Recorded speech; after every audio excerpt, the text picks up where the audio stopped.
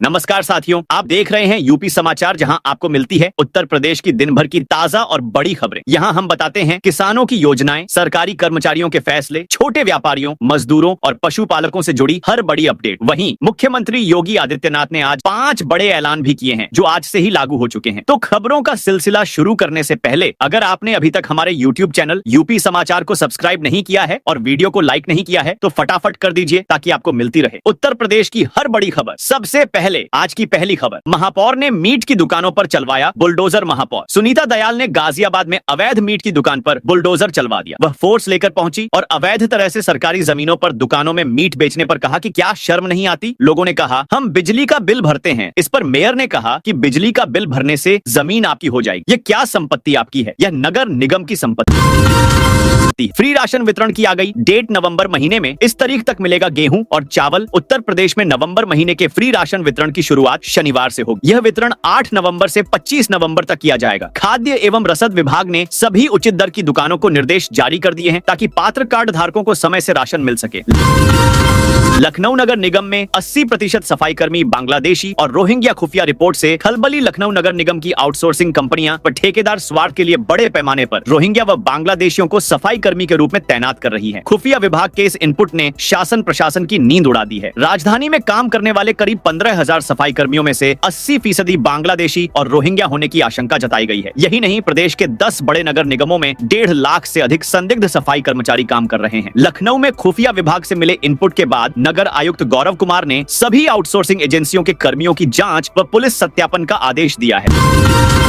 आजम की अखिलेश के साथ 2027 की चुनावी रणनीति पर हुई चर्चा। सपा के राष्ट्रीय महासचिव आजम खान ने गुरुवार को माफिया मुख्तार अंसारी के बड़े भाई व पूर्व विधायक सिबकतुल्लाह अंसारी से मुलाकात करने के बाद शुक्रवार को लखनऊ में पार्टी अध्यक्ष अखिलेश यादव से उनके आवास पर मुलाकात की। जेल से रिहाई के बाद आजम की सपा मुखिया से यह दूसरी मुलाकात है। करीब 45 मिनट चली इस मुलाकात में दोनों के बीच वर्ष 2027 की चुनावी रणनीति पर भी चर्चा हुई। यूपी में निवेश करेंगी सिंगापुर की कंपनियां। सिंगापुर की कई कंपनियों ने उत्तर प्रदेश में विभिन्न क्षेत्रों में निवेश की इच्छा जताई। इस संदर्भ में भारत में सिंगापुर के हाई कमिश्नर साइमन वोंग ने शुक्रवार को इन्वेस्ट यूपी के कार्यालय का दौरा किया। अवस्थापना एवं औद्योगिक विकास आयुक्त दीपक कुमार व इन्वेस्ट यूपी के अधिकारियों साथ बैठक में उन्होंने कहा कि सिंगापुर की कंपनियां डाटा सेंटर, एयरक्राफ्ट मेंटेनेंस, ठोस अपशिष्ट प्रबंधन, फूड प्रोसेसिंग और जेवर के पास लिथियम आयन बैटरी की इकाइयों की स्थापना की इच्छुक है। होमगार्ड भर्ती के लिए अभ्यर्थियों को कराना होगा 1 टाइम रजिस्ट्रेशन। पुलिस भर्ती के अभ्यर्थियों की तरह होमगार्ड स्वयंसेवक के रूप में सेवा करने के इच्छुक युवाओं के लिए भी 1 टाइम रजिस्ट्रेशन OTR अनिवार्य होगा। यूपी पुलिस भर्ती व प्रोन्नति बोर्ड ने OTR की प्रक्रिया शुरू कर दी है। होमगार्ड के पंजीकरण की प्रक्रिया को सरल, सुविधाजनक व पारदर्शी बनाने के लिए यह निर्णय किया गया है। किराएदारों को बड़ी राहत देने जा रही योगी सरकार। यूपी की योगी सरकार मकान मालिक और किराएदारों के बीच होने वाले विवादों को खत्म करने की दिशा में बड़ी पहल करने जा रही है। किराए के करारनामे को लेकर आए दिन होने वाले विवाद में लोगों को बड़ी राहत मिल जाएगी। मुख्यमंत्री योगी आदित्यनाथ के निर्देश पर रेंट एग्रीमेंट को पंजीकृत कराने पर लगने वाली स्टैंप ड्यूटी घटाई जा रही है। अब पंजीकृत किरायानामा 500 से 2,500 रुपए तक कराया जा सकेगा। अभी 4% की दर से स्टैंप ड्यूटी लगती है। ज्यादा पैसा लगने के कारण ही लोग रजिस्टर्ड करारनामा नहीं कराते हैं, इसी से विवाद होता है। यूपी के इस जिले में 50 एकड़ भूमि में बनेगा इंटरनेशनल क्रिकेट स्टेडियम। गोरखपुर में बनने वाले अंतर्राष्ट्रीय क्रिकेट स्टेडियम की लागत 40 करोड़ बढ़कर 392 करोड़ हो गई है। कैबिनेट की मंजूरी के बाद निर्माण एजेंसी काम शुरू करेगी। 2 साल में स्टेडियम बनकर तैयार हो जाए। यह प्रदेश का चौथा अंतर्राष्ट्रीय क्रिकेट स्टेडियम होगा, जो गोरखपुर वाराणसी 4 लेन के पास 50 एकड़ भूमि पर बनेगा। नियोजन विभाग जल्द ही प्रस्ताव कैबिनेट के सामने रखेगा। धीरेन्द्र शास्त्री की सनातन हिंदू एकता पदयात्रा में राजा भैया होंगे शामिल। बागेश्वर धाम के पंडित धीरेन्द्र कृष्ण शास्त्री के नेतृत्व में आज दिल्ली से वृंदावन तक सनातन हिंदू एकता पदयात्रा निकली। इस पदयात्रा में शामिल होने के लिए जनसत्ता दल के राष्ट्रीय अध्यक्ष राजा भैया ने सभी सनातनियों से एकजुट होने का आह्वान किया। इस यात्रा में रघुराज प्रताप सिंह राजा भैया भी शामिल होंगे। एकजुट होने की अपील करने साथ ही मकसद भी बताया है। टीचर्स को टेंशन दे रहा SIR। दूसरे विधानसभा क्षेत्रों में ड्यूटी लगने से परेशान गाजियाबाद जिले के सरकारी स्कूलों के टीचर्स इन दिनों वोटर लिस्ट के विशेष गहन पुनरीक्षण SIR के काम में दूसरे विधानसभा क्षेत्र में ड्यूटी लगने से परेशान हैं। कई स्कूल तो ऐसे हैं जहां केवल 1-1, 2-2 ही टीचर हैं। उन सभी की ड्यूटी SIR के काम लगी है। अगले महीने निपुण और अर्धवार्षिक परीक्षाएं होनी है। ऐसे में बच्चों की पढ़ाई भी प्रभावित हो रही है। यूपी के इस शहर के बैंकों में डंप पड़े हैं 360 करोड़ रुपए। यूपी के प्रयागराज में SBI, union bank of India, Indian bank सहित विभिन्न बैंकों में 8,42,000 ऐसे खाते हैं जिनमें पिछले 10 वर्षों से कोई लेन देन नहीं हुआ है। इन खातों में 360 करोड़ रुपए डंप पड़े। अब इस धनराशि को संबंधित खाता धारकों को वापस दिलाने के लिए reserve bank of India RBI ने आपकी पूंजी आपका अधिकार अभियान चलाया है।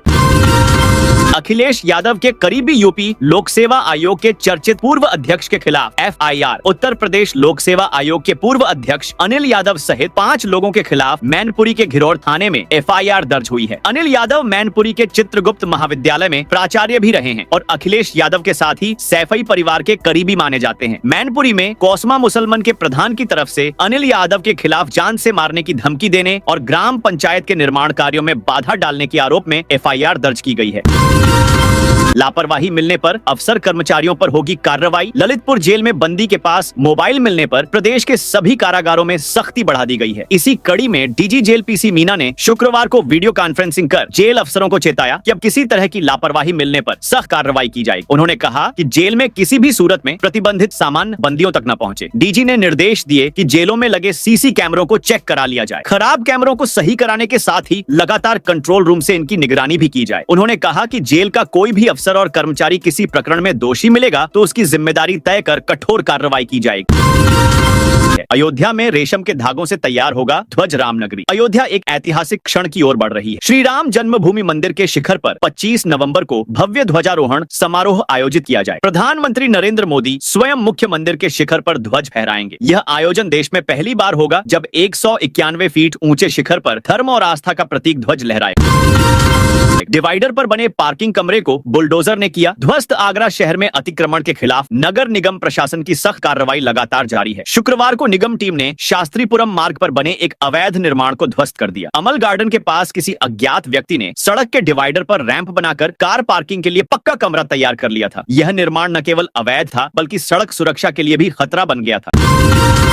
लखनऊ नगर निगम ने अतिक्रमण के खिलाफ चलाया अभियान। लखनऊ में नगर निगम ने दिन भर अभियान चलाकर कार्रवाई की है। अतिक्रमण के चलते लग रहे जाम पर नगर निगम के जोन 4 में अर्जुनगंज, आहिमा मऊ और विभूति खंड सामान जब्त किया गया। सिंगल यूज प्लास्टिक का इस्तेमाल करने पर भी अभियान चला। जोन 3 में नीरा नर्सिंग होम से कपूरथला चौराहा तक दोनों ओर की पटरियों पर अवैध अतिक्रमण पर नगर निगम की टीम ने एक्शन लिया। राहुल ने जिसे बीजेपी समर्थित बताया वो सरपंच नहीं कांग्रेस सांसद। राहुल गांधी ने 5 अक्टूबर को प्रेस कॉन्फ्रेंस में जिस मथुरा के प्रहलाद की तस्वीर दिखाई थी, सामने आया कि प्रहलाद मौजूदा सरपंच नहीं है। हाँ, 2015 से 2020 तक उनकी पत्नी चंदा देवी सरपंच रही थी। राहुल गांधी ने प्रेजेंटेशन के दौरान प्रहलाद की बीजेपी कैबिनेट मंत्री लक्ष्मी नारायण चौधरी के भतीजे के साथ तस्वीरें भी शेयर की थी। बताया कि बीजेपी समर्थित प्रहलाद हरियाणा के होडल विधानसभा क्षेत्र की वोटर लिस्ट में भी शामिल है। साथ ही उन्हीं डिटेल के साथ प्रहलाद मथुरा विधानसभा की वोटर रिकॉर्ड में भी है।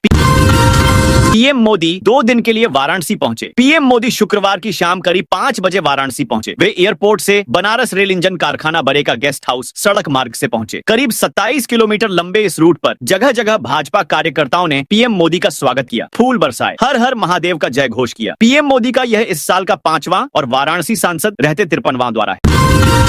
कौशाम्बी में 10 किसानों पर पराली जलाने का जुर्माना। कौशाम्बी में पराली जलाने के मामले में प्रशासन ने सख्त कार्रवाई की है। सैटेलाइट रिपोर्ट के आधार पर 10 किसानों पर 40,000 रुपए का जुर्माना लगाया गया है। यह कार्रवाई पर्यावरण प्रदूषण को रोकने के लिए शासन के निर्देशों के तहत की गई। उप कृषि निदेशक सत्येंद्र कुमार तिवारी ने जनपद के सभी किसानों से पराली न जलाने की अपील की है। उन्होंने किसानों को पराली गौशालाओं में दान करने की सलाह दी है। विभाग ने यह भी सूचित किया है कि यदि कोई किसान पराली जलाता है तो इसकी सूचना कृषि या राजस्व विभाग के क्षेत्रीय कर्मचारी को दी जाए।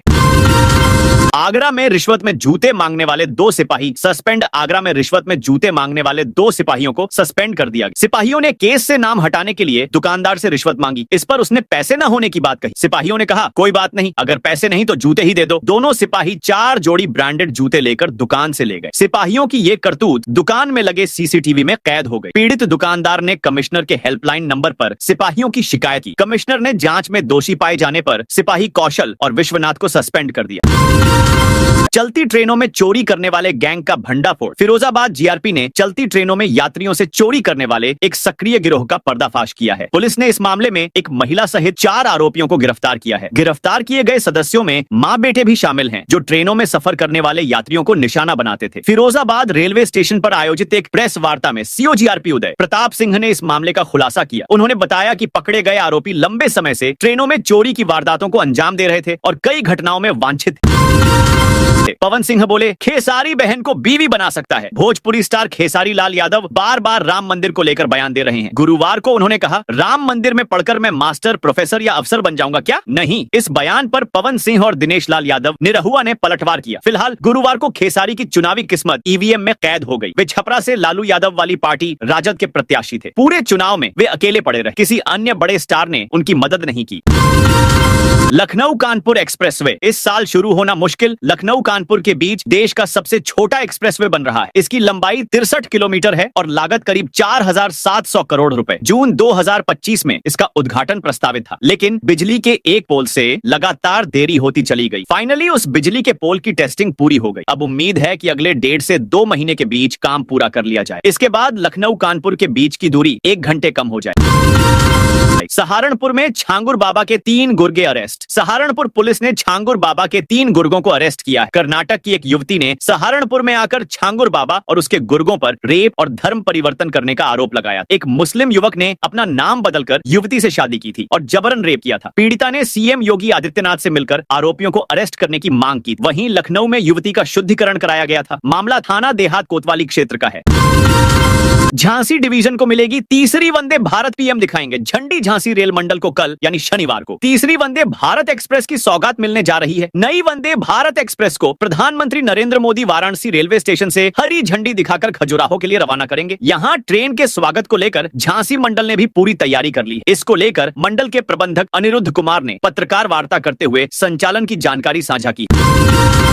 सहारनपुर से एमबीबीएस डॉक्टर को कश्मीर पुलिस ने पकड़ा। आतंकी कनेक्शन मामले में सहारनपुर के डॉक्टर को गिरफ्तार किया गया है। श्रीनगर पुलिस ने गुरुवार रात डॉक्टर अदील अहमद को गिरफ्तार किया है। एमबीबीएस डॉक्टर सहारनपुर के जाने माने निजी अस्पताल में तैनात था। उन पर श्रीनगर में आतंकी संगठन जैश ए मोहम्मद के पोस्टर लगाने का आरोप है। श्रीनगर पुलिस ने पोस्टर प्रकरण सामने आने के बाद अज्ञात लोगों के खिलाफ केस दर्ज किया था। बाद में सीसीटीवी फुटेज खंगाले गए। उसमें डॉक्टर पोस्टर लगाते हुए नजर आए। डॉक्टर मूल रूप से अनंतनाग के रहने वाले हैं। कुछ दिन पहले ही वे छुट्टी लेकर घर गए, तब उन्होंने जैश के समर्थन में पोस्टर चिपकाए थे। एलडीए ने 17 नवंबर तक बढ़ाया डिस्काउंट ऑफर। फेस्टिव सीजन में लखनऊ विकास प्राधिकरण एलडीए की योजनाओं को लोगों ने जबरदस्त रिस्पांस दिया। महज 45 दिनों में एलडीए के 974 फ्लैट बुक हो चुके हैं। आमजन की मांग को देखते हुए एलडीए उपाध्यक्ष प्रथमेश कुमार ने स्पेशल डिस्काउंट ऑफर की अवधि 11 दिनों के लिए बढ़ा दी है। अब यह ऑफर 17 नवंबर तक रहेगा। इस अवधि में खरीदारों को फ्लैट की कीमत पर 1 से 2 लाख रुपए तक की सीधी छूट मिलेगी। साथ ही पहले से दी जा रही अन्य सभी प्रकार की छूट भी जारी रहेंगी।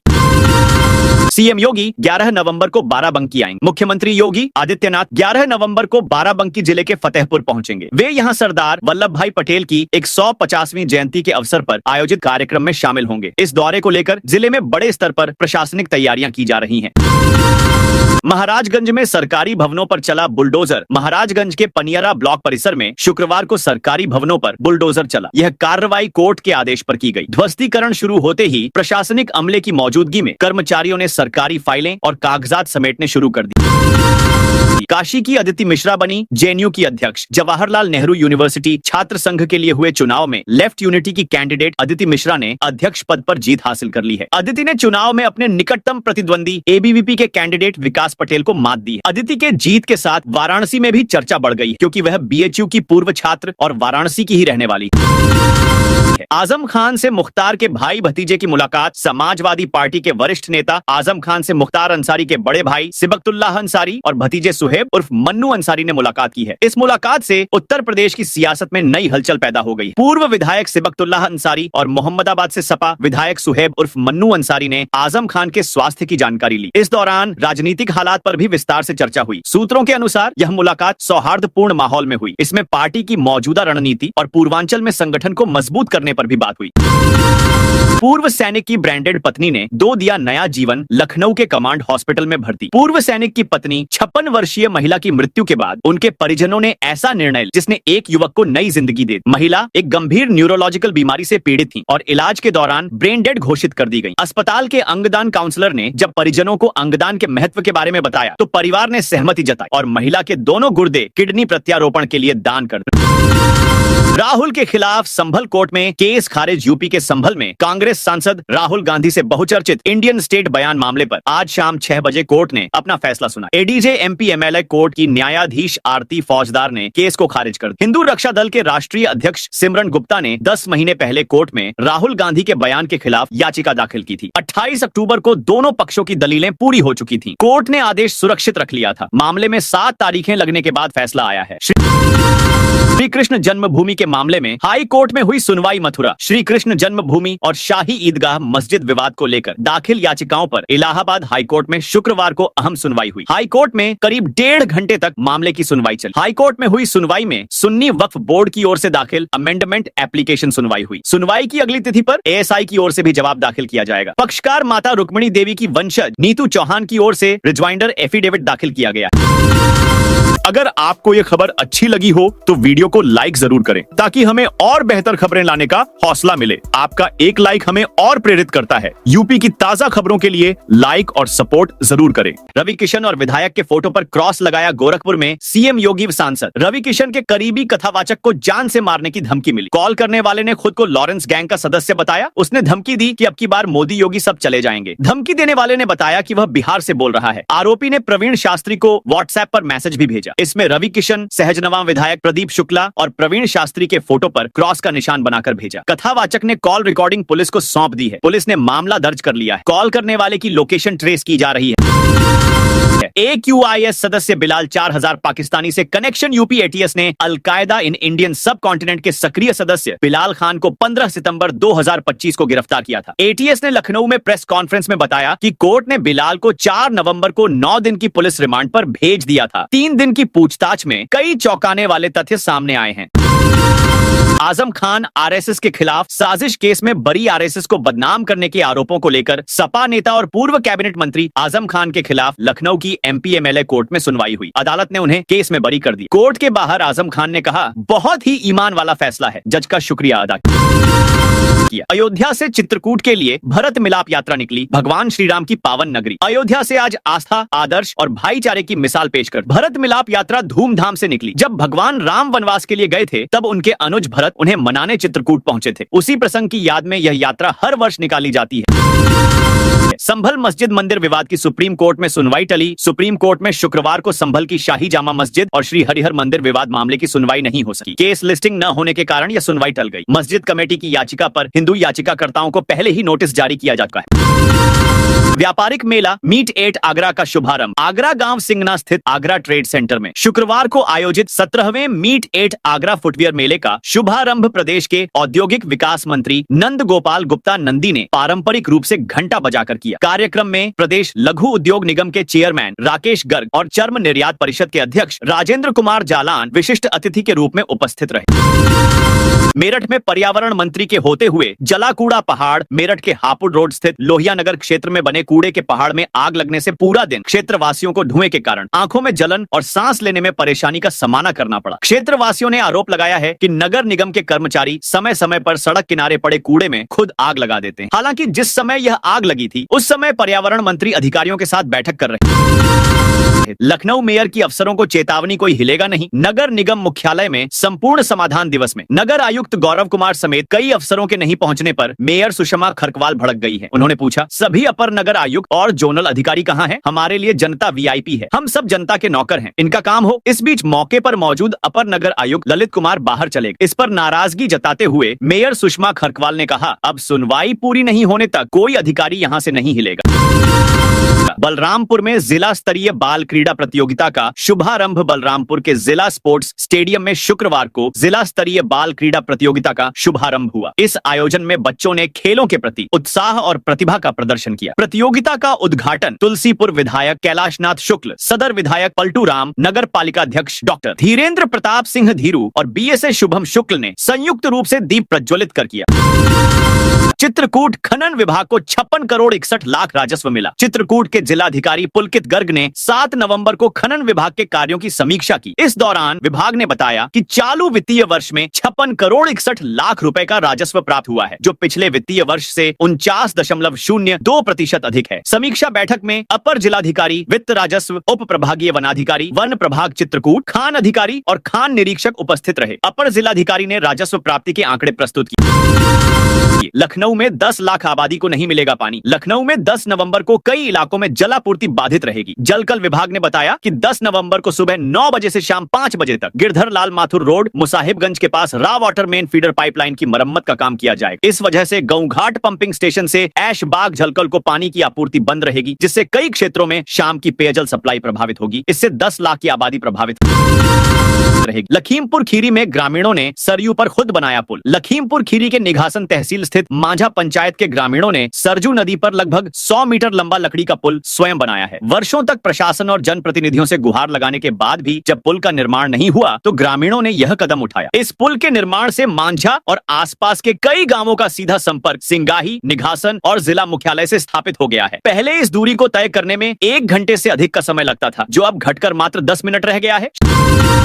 श्रावस्ती में एसएसबी द्वारा भारत नेपाल सीमा पर प्लम्बिंग कोर्स शुरू। श्रावस्ती में सशस्त्र सीमा बल एसएसबी की 62वीं वाहिनी भिनगा ने एक नागरिक कल्याण कार्यक्रम का आयोजन किया। इस दौरान भारत नेपाल सीमा पर स्थित वाइब्रेंट विलेज लालपुर, टंगपसरी, कोयलहावा, सोहेलवा, लोहटी छोटा और बेलहरिया बड़ा गांव के 25 बेरोजगार ग्रामीण युवकों के लिए प्लम्बिंग कोर्स का शुभारंभ किया गया। कार्यक्रम का नेतृत्व कमांडेंट अमरेंद्र कुमार वरुण ने किया, जिसमें पूर्व सांसद एवं जिला पंचायत अध्यक्ष दद्दन मिश्रा भी उपस्थित यति बोले। सतयुग में जो राक्षस कलयुग में वह मुसलमान शिव शक्ति धाम। डासना के पीठाधीश्वर यति नरसिंहानंद ने एक बार फिर विवाद बयान दिया। यति ने कहा कि हिंदू राष्ट्र में एक भी मुसलमान नहीं होना चाहिए। जो सतयुग, द्वापर और त्रेता युग में राक्षस से थे, वहीं कलयुग में मुसलमान बन गए। वहीं यति ने हिंदुओं के नेता को धर्म का गद्दार बताया। यति ने कहा, हिंदू केवल मंदिर बनाने पर ध्यान दे रहे हैं, मंदिरों की सुरक्षा पर बिल्कुल ध्यान नहीं दे रहे। यह बहुत ही गलत है। धर्म के अनुसार उसी को मंदिर बनाने का अधिकार है जो लंबे समय तक मंदिर की सुरक्षा करने का संकल्प ले सके। बुलंदशहर की अनूप शहर विधानसभा से शुरू होगा जनगणना ट्रायल। भारत की जनगणना 2027 के पहले चरण के लिए तैयारी शुरू हो गई। इसके तहत एक ट्रायल किया जा रहा है। यदि यह परीक्षण सफल रहता है तो इसी पैटर्न पर देश भर में जनगणना लागू की जाएगी। इस ट्रायल के लिए केंद्र सरकार ने उत्तर प्रदेश के 3 जिलों का चयन किया है, बुलंदशहर, प्रयागराज और बहराइच। बुलंदशहर जिले में अनूप शहर विधानसभा क्षेत्र के कुल 35 गांवों में यह परीक्षण किया जाएगा। केंद्रीय जनगणना कार्य निदेशालय की निदेशक और मुख्य प्रधान जनगणना अधिकारी आतिल वर्मा ने बुलंदशहर के जिलाधिकारी को पत्र भेजकर जनगणना 2027 के ट्रायल के आदेश दिए हैं।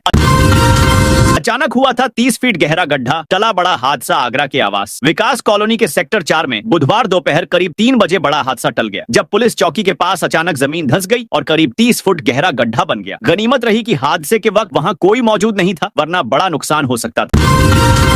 गोरखपुर में वैशाली एक्सप्रेस से पकड़े गए 99,09,000 रुपए। गोरखपुर रेलवे स्टेशन पर चेकिंग के दौरान जीआरपी को एक यात्री के बैग से 99,09,000 रुपए नकद मिले। इतनी बड़ी रकम देखकर पुलिस हैरान रह गई। पूछताछ में यात्री पैसे का स्रोत नहीं बता सका। उसे हिरासत में लेकर आयकर विभाग को सूचना दी गई। विभाग ने जांच शुरू कर दी है। आशंका है कि रकम बिहार चुनाव में गलत इस्तेमाल के लिए ले जाई जा रही थी। रेलवे और खुफिया एजेंसियां अब यह पता लगाने में जुटी हैं कि पैसे कहां से आए और किसे भेजे जा रहे थे। फिलहाल पूरी रकम जब्त कर ली गई है और मामले की जांच जारी है।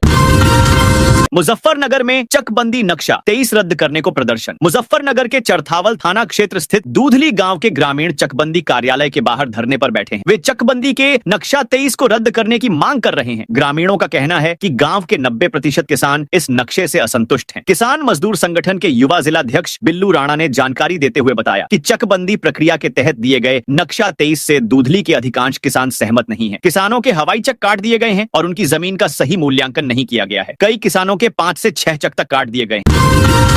हैं। सेना के रणबांकुरे स्टेडियम में तैयारी। पूरी वाराणसी सेना भर्ती कार्यालय के रणबांकुरे स्टेडियम में अग्निवीर भर्ती के तहत शनिवार से सेना भर्ती दौड़ का आयोजन किया गया है। 8 नवंबर से शुरू होकर यह भर्ती प्रक्रिया 22 नवंबर तक चलेगी। इसमें सेना भर्ती कार्यालय से अटैच पूर्वांचल के 12 जिलों के अभ्यर्थी हिस्सा लेंगे, जिसमें 10 नवंबर तक सभी जिलों के अभ्यर्थी एक साथ दौड़ में शामिल होंगे। वहीं 11 नवंबर से अलग अलग जिलों की भर्ती प्रक्रिया होगी। पहले 3 दिन अग्निवीर क्लर्क, ट्रेडमैन और टेक्निकल पद पर जिन्होंने आवेदन किया है वो आएंगे और भर्ती में शामिल होंगे। तो दोस्तों, यह थी आज उत्तर प्रदेश के सभी जिलों की दिन भर की ताजा और बड़ी खबरें।